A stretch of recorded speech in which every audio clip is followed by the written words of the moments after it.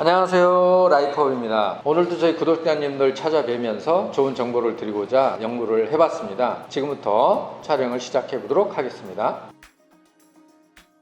부동산 거래했다면 꼭 챙기라고 하시는 게 있던데요. 네. 그게 어떤 건가요? 부동산을 거래를 하면 고객들끼리 직접 거래를 하는 경우도 있지만 거의 대부분은 부동산 중개 사무소를 통해서 거래를 하게 돼요. 그랬을 때 중개 수수료를 지급을 하게 되는데 그 중개 수수료가 근로소득자 같은 경우에 소득공제 혜택이 있다는 거, 요거를 참고하시라고 말씀드리고 싶었어요. 대부분 현금이나 계좌이체로 중개 수수료를 지급을 하게 되는데 그 중개 수수료가 연말정산할 때 30% 정도 소득공제를 받을 수 있다는 내용입니다. 복비라고 우리가 흔히 얘기를 하는데요. 부동산 거래를 한 후에 공인중개사에게 제공하는 수수료를 중개수수료라고 얘기를 합니다. 이 중개수수료 같은 경우 일명 복비를 계좌이체나 현금으로 지급 또는 이체를 합니다. 그럴 때 우리는 아무런 증빙이 없으면 우리 지출이나 이런 걸로 인식되질 않아요. 이 중개 수수료도 소득공제 대상입니다. 그렇기 때문에 현금 영수증이 필요하게 되는 거죠.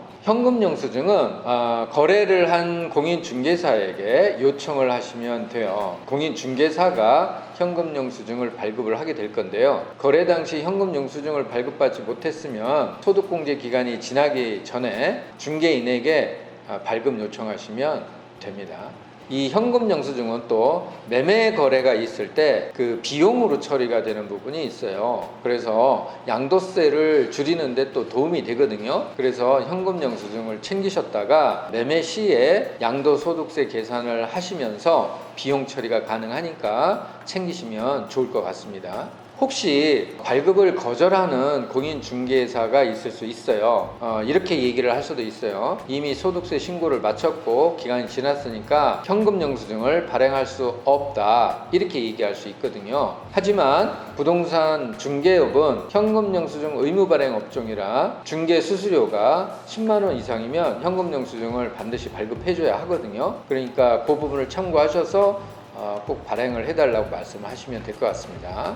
만약에 혹시라도 그런 공인중개사는 없으실 거예요. 근데 발급을 해달라고 했는데도 거절을 한다면 국세청이나 홈택스로 신고가 가능해요. 그래서 신고하시는 경우에는 일정 포상금도 지급이 되니까 참고하시면 좋을 것 같습니다. 현금 영수증 발급이 됐는지 안 됐는지 확인을 하려면 국세청 홈택스에서 현금 영수증 사용 내역을 조회하시면 얼마든지 언제나 확인하실 수 있습니다.